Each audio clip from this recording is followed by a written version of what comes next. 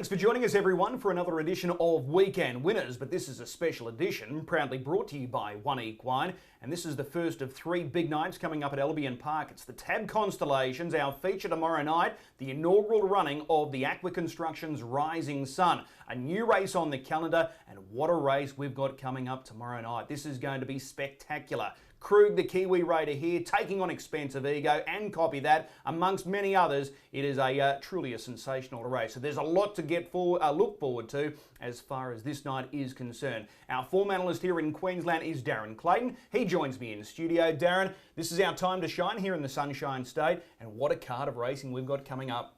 Certainly do, Chris. It's an absolute bottler of a card. Probably one of the strongest cards, well, definitely one of the strongest races we've seen here at Albion Park for some time. Really looking forward to that, and a really strong support card too. Really looking forward to the mares as they head towards the Golden Girl. Some of those other features there. Really great night of racing. Yeah, absolutely. The main race is race number 7. Start time for the AQWA Construction's Rising Sun is 7:45.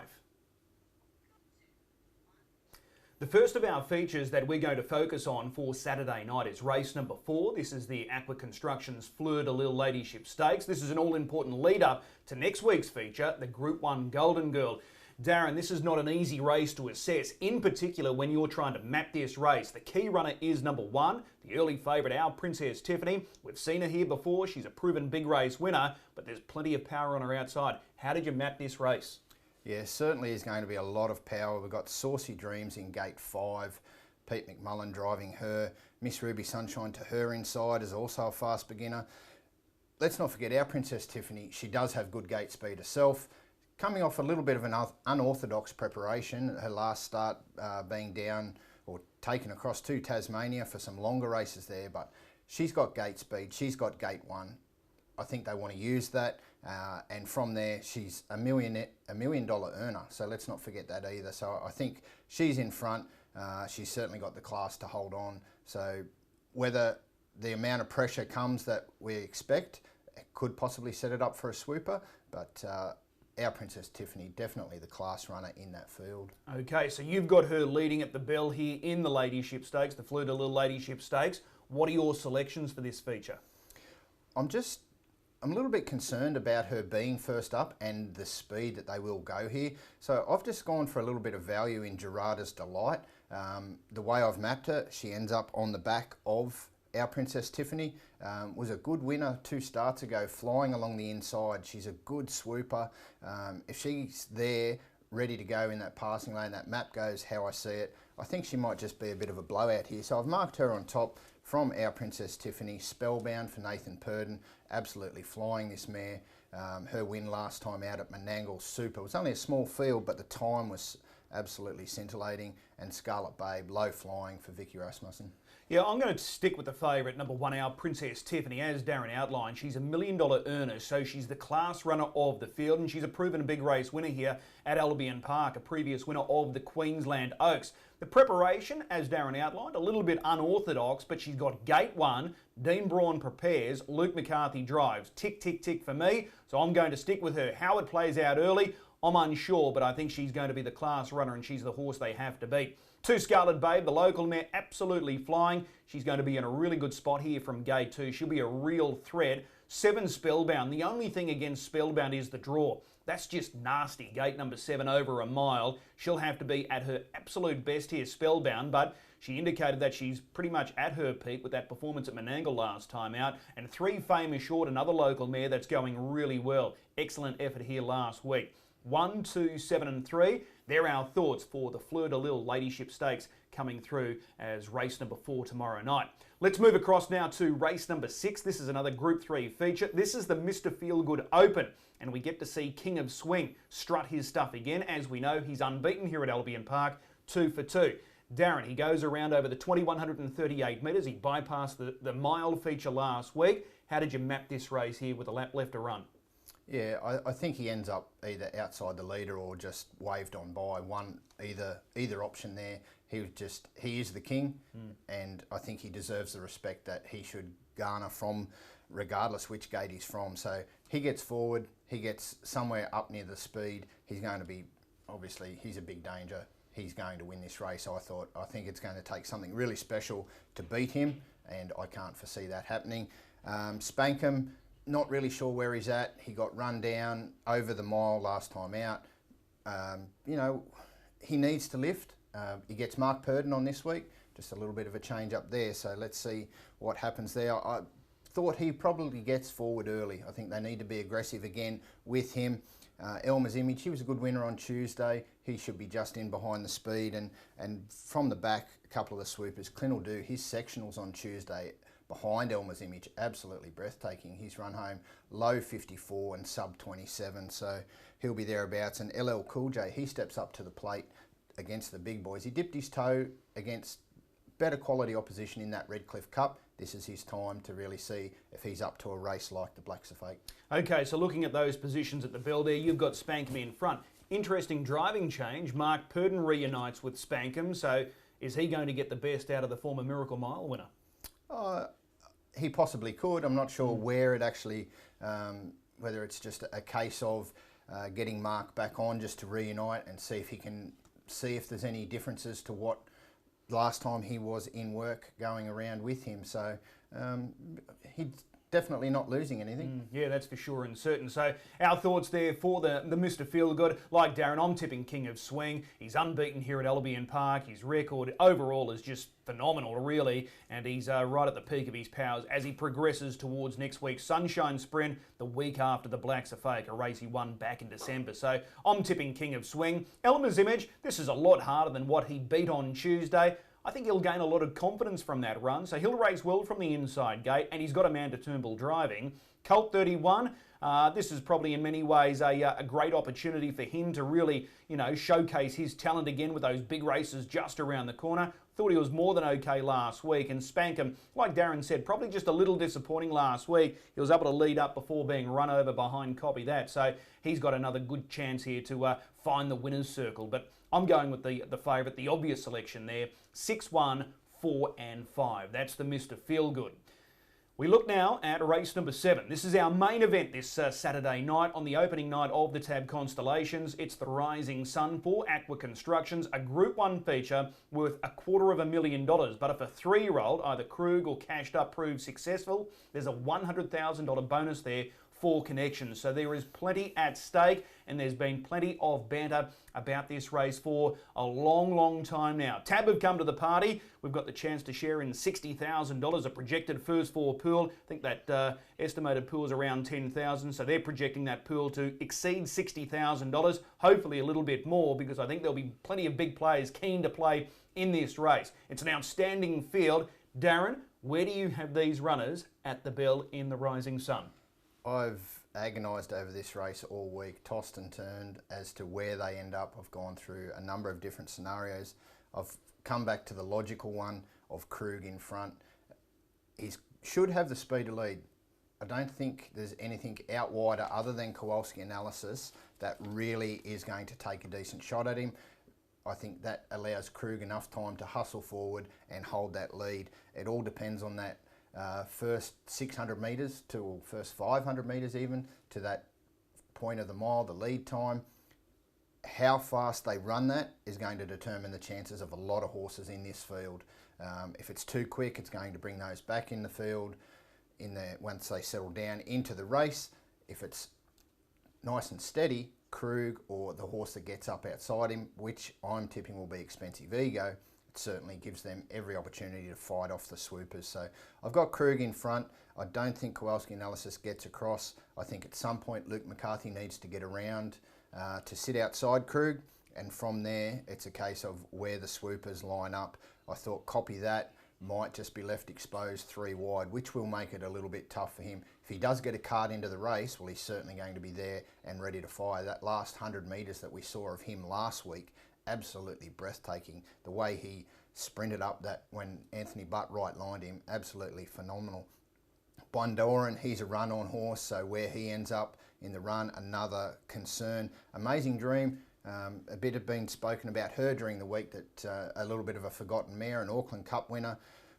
Where she gets in the run, I think, is just really going to be vital for her from gate 3. I'm not sure where she ends up. She could be stuck out in no man's land, so to speak, from there, and might have no choice but to go back. That's how I saw it. So I think Krug in front, and he's going to be hard to beat from there, but Expensive Ego will be there to throw it down to him. Okay, let me pick your brain a little bit more with this race, and I don't envy you trying to sort out their positions at the bell here.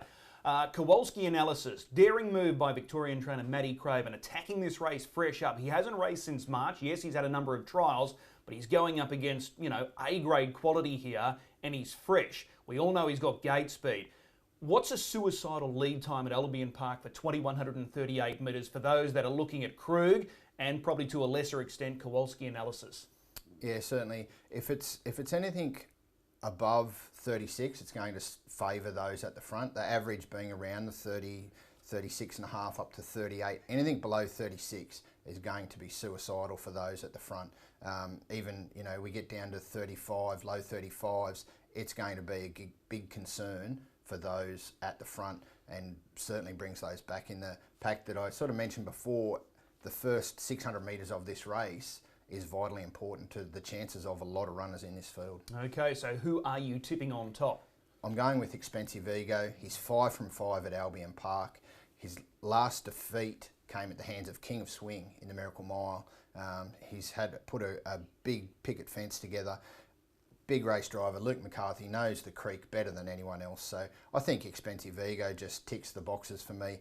Krug gets that run, gets to be in the perfect position. Are 3-year-olds able to step up against top quality 4-year-olds? Well, we're going to find that out in this race. And I just thought at the value, Black's a Dance, if he gets that cosy run behind Krug, he's going to be right in the mix there. He was not far behind Expensive Ego in a truly run race there last week. It was a top run, so he gets the easy trip, and copy that. He's just too classy to leave out. So 9, 1, 8 and 13 for me. Okay, I'm with 9 as well, Expensive Ego, for the reasons Darren outlined. He's unbeaten here at Albion Park. He's got the best Albion Park big race driver aboard with Luke McCarthy. 13 starts since being under the care of the McCarthy stable, 10 victories. Horses that have beaten Expensive Ego include King of Swing, like Darren outlined, in the Miracle Mile, Boots Electric, and the Croupier for those that are playing trivia at home. So I think he takes a big one here. The Group 1 Rising Sun, the inaugural edition, I think goes the way of Expensive Ego. Copy That was just sensational last week. I think he's tremendous value, currently around the $8 mark. I think that's great shopping. What he delivered last week was nothing short of sensational. Krug, I hope for the race's sake, I want him to win because I think that's just terrific going forward and trying to, market this race next year and beyond. I'd love to see a 3-year-old take it in the inaugural edition. I think he's got a terrific chance. He's a dual Derby winner in New Zealand. He's a last start winner of the Redcliffe Derby. I think he'll really shake the life out of this race, and I think the best long shot, if you could call it that, is number 5, Bundoran. So 9, 13, 1, 5. We can't wait for the Rising Sun. Inaugural running of this new feature, a Group 1 race worth $250,000. But if one of those 3-year-olds, Krug or cashed up, scores, an extra $100,000 going to their connection. So best of luck to all involved in the Rising Sun. Let's have a look now at race number 9. This is the last of our features coming through on the opening night of the Tab Constellations, and this is the Wayne Wilson Paleface Adios Classic, named after an iconic broadcaster not only here in Queensland but nationally as well. An absolute champion of a broadcaster. This is for the 2-year-olds, Darren, and this is going to be a good clash as well. Where do you have these 2-year-olds? At the bell. Yeah, well, I thought I Am Sparta gets an opportunity here to try his luck in front. He was the first 2-year-old winner of the season in Queensland. Things just went awry for him in the middle part of the season to date. He got back on track last time out with a good win from gate 3. He's shown really good speed in his starts to date. I had him getting to the front, and just where he ends up thereafter, whether he can withhold or withstand the challenge, is a big query. But I thought I got him to the front. Teddy Disco gets that lovely trip in behind. Last start Group 1 winner in the Redcliffe Sales Series, where he had to do it tough. So we had seen him come off the pace previously, so he showed that he is a very versatile horse, is Teddy Disco.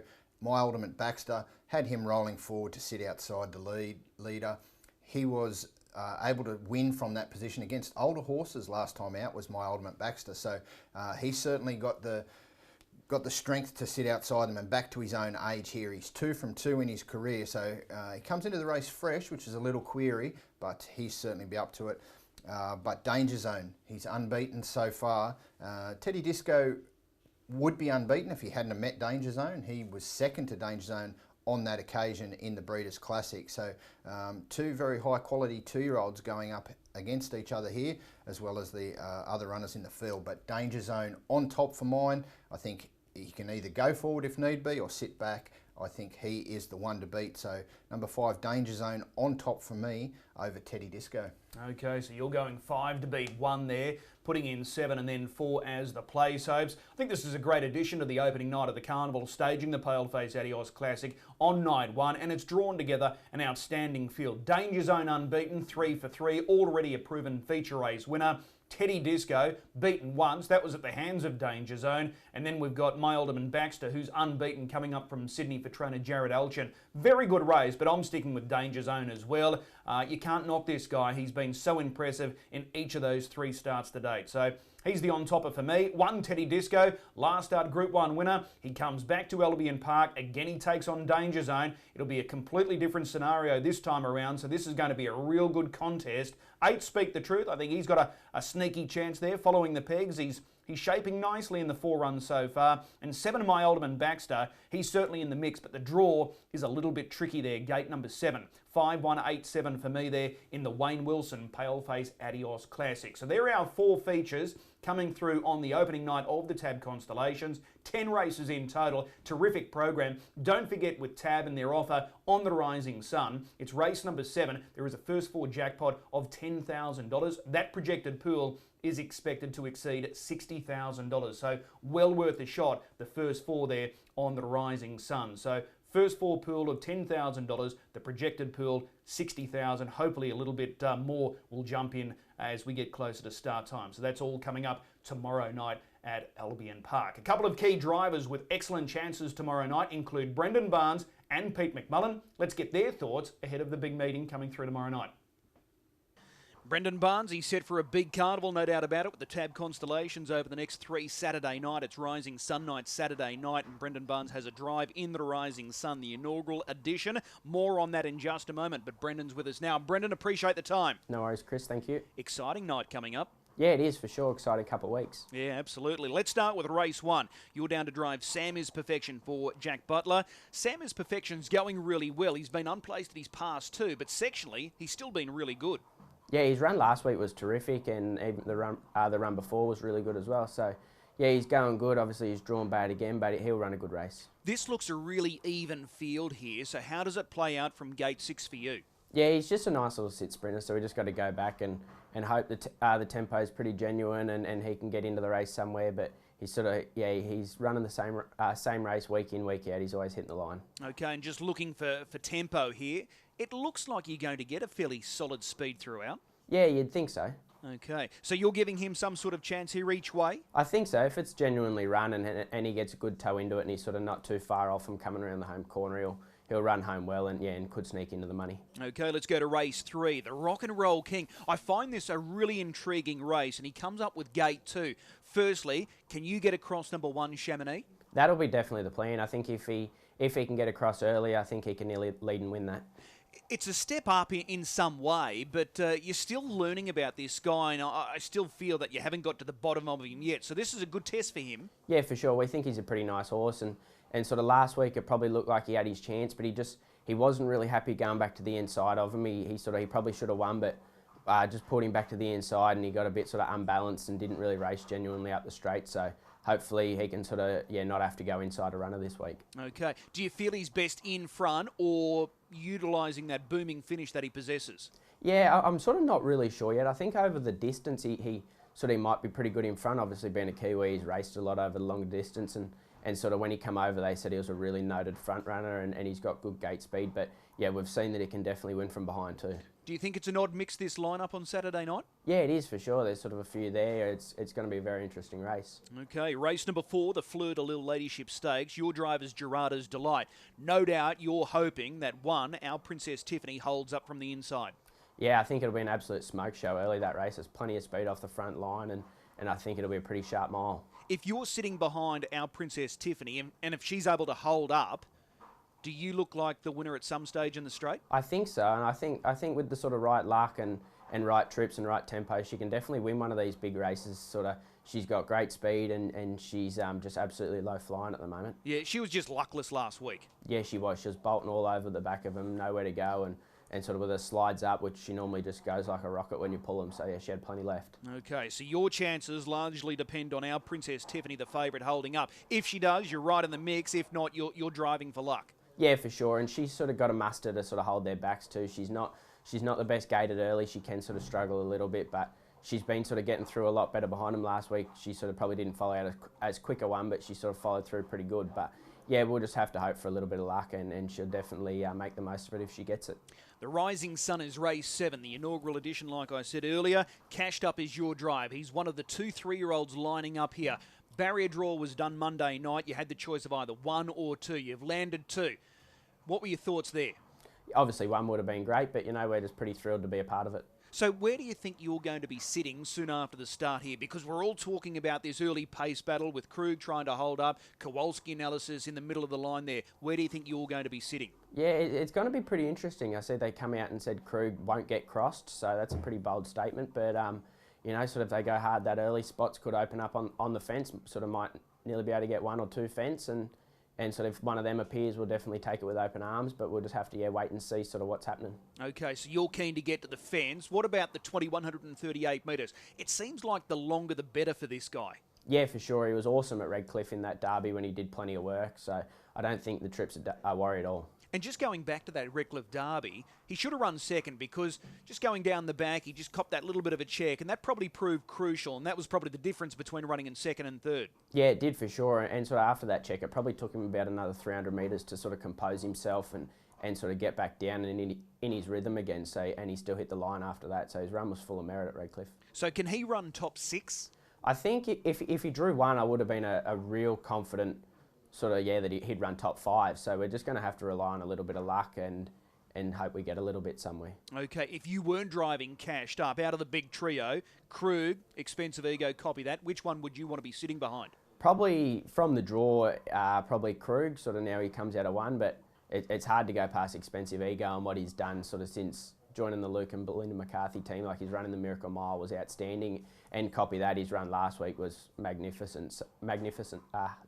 So any one of them would be sort of really good. Okay, well, this is a great race, no doubt about it. Great to be a part of it, so well done to you and Gemma having Cashed Up going around there.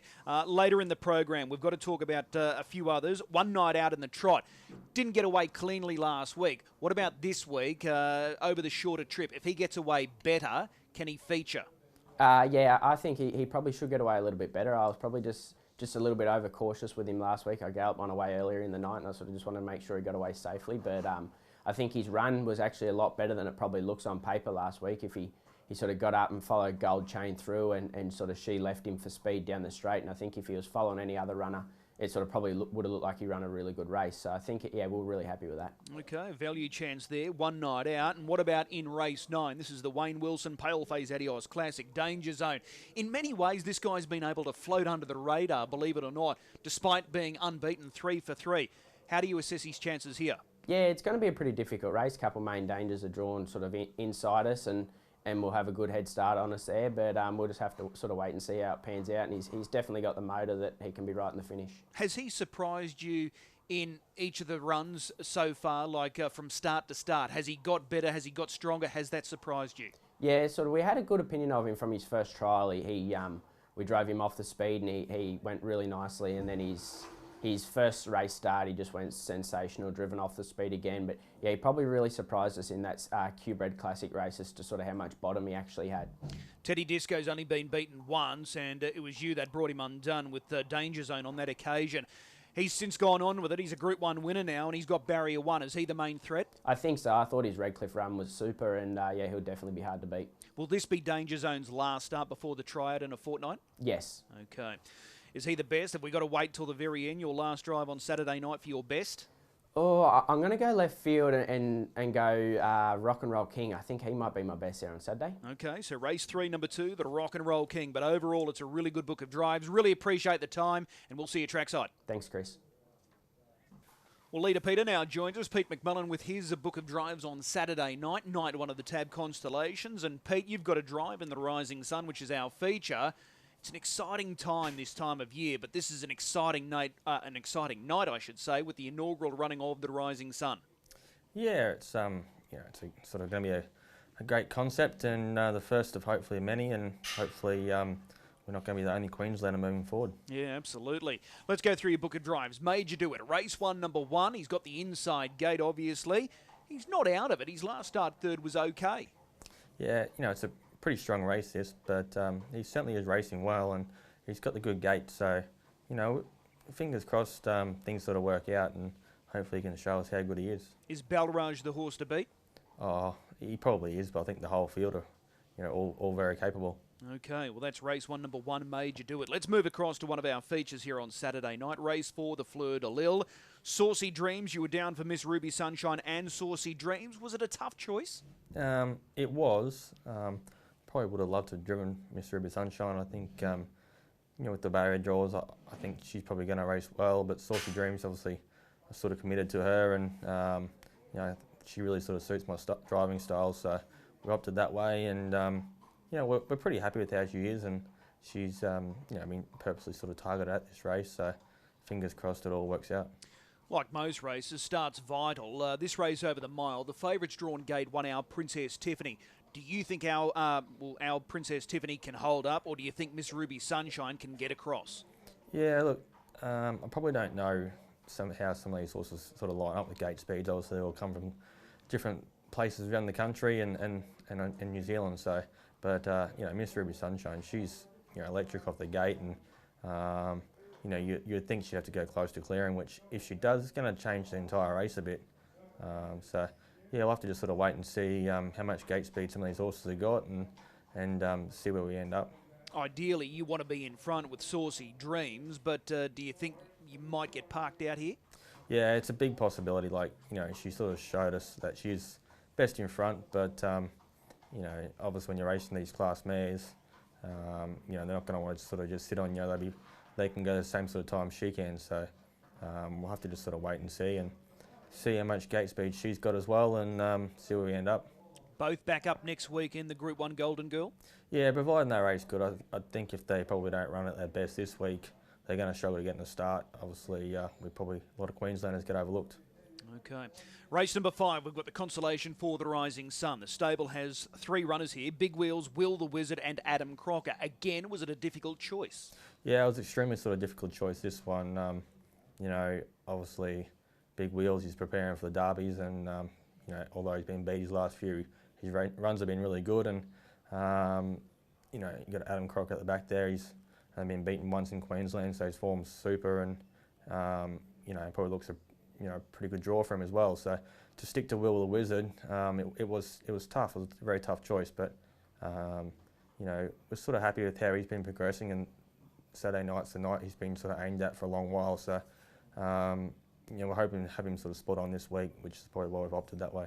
Last week, were you deflated when he was run down by Spankem? Yeah, pretty heartbroken. When you go back and analyse his run, I don't think it was that bad, but he really needed a win last week to sort of get a start in the Rising Sun and to sort of get run down late. It was pretty heartbreaking. Also, with this race on Saturday night, you've been the regular driver of She's Miss Divine, so I'm tipping it wouldn't have been easy to pick off her as well. Yeah, she's a bit of a tricky one, obviously. It is a bit of a step up in class for her, but her form's outstanding of late. You can't fault it one bit, and her runs have been absolutely super. So, yeah, it was a little disappointing to, not to be able to drive her, but obviously pretty committed to the stable runners. Okay. Race number 6, the Mr. Feelgood Open here. May wins best. You're with this guy again. He just doesn't seem to be having any luck with barrier draws. He had a wide draw last week and a second row draw this week. No doubt you would have been hoping for a nice inside gate. Yeah, he's obviously a horse that races best on the fence or on the front end. And last week he sort of ended up sort of doing a bit of work early and then got pushed around a little bit and probably didn't race his absolute best. But at the same time, we probably need to try and conserve him a little bit in this sort of class and try and get him hitting the line, which he had been doing before last week. And his runs in the Redcliffe Cup and prior to that were really good. So fingers crossed we can get him a trip where he's going to be competitive against these horses. Okay, race number 7. This is our main race, the Rising Sun. An historic moment in many ways. Baxter, he's the only Queenslander in the field, prepared by your wife Chantel. You've got gate number 8. That was the gate that you selected on Monday night. Not that you had a choice in it, but that's what you landed. I tell you what, the more you look at this race and how they're sort of predicting it, being on the fence is going to be a great spot. Yeah, well, being on the fence in any race is a great spot, and I think a race like this is certainly going to be very, big help. And it looks like there's going to be some fireworks early.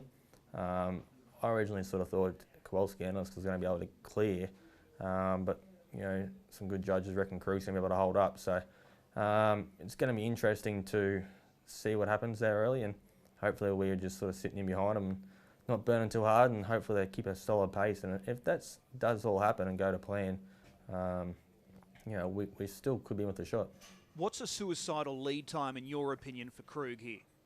It's hard to know. Usually if you sort of break 36 at Albion, you're going pretty bloody quick, and you probably need to back off. But a horse of his calibre possibly could go something like that and still be there at the finish.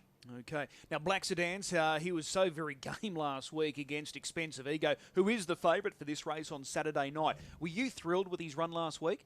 Yeah, we were really happy with him last week. We're a little mixed going into last week, and we knew he had to run a big race. So, to do what he did, it was pretty pleasing. And just by watching the replay, obviously Expensive Ego is going to be aimed at this week, but it looked like he was sort of, we halfway down the straight, we were still going to rally and go right with him. So, we were really happy with him, and hopefully last week's run will help him for this week. He sort of loves tough racing, and the week-to-week racing always seems to help him too. So, backing up 1 week later should help him. Okay. Do you think he can run top 5? I'd like to hope he can. I think he's good enough too. We just got to, things are going to go our way a little bit, and it needs to be a fence race, and it needs to probably open up a little bit. So fingers crossed all that happens, and if that is the case, well then we're going to be in with a big chance. Okay, last race on Saturday night. This is another heat for the DJA. Doug, this guy was huge last week. Didn't get away cleanly, but gee, made up a lot of ground. Yeah, he was pretty incredible, really. He was, I reckon, one stage 150 metres behind him, and it was nearly the stage where you're just happy to follow him around, and to be able to sort of catch up and then come wide and still run 5th. Not too many horses could even do anything like that. So, obviously he was still beaten a little bit by Pink Galahs, but probably the weaker of the heats this week, and he's got to be, if he goes away safe, he looks hard to beat. And the distance range this week, is that more to his liking? Well, I think so.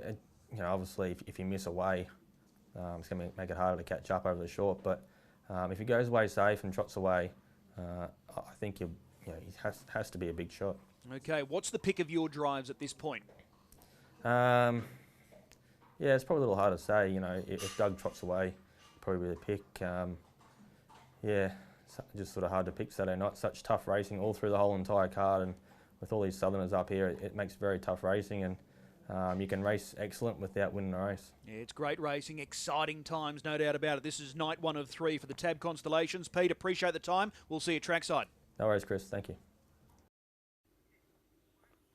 Welcome back to this special edition of Weekend Winners. Time now to find a good thing or two for this massive program coming through tomorrow night. 10 races, like I said, getting underway at 4:50. My best bet, we've got to be really patient. Wait for the last. The former Kiwi, or the Kiwi trotter in Gold Chain.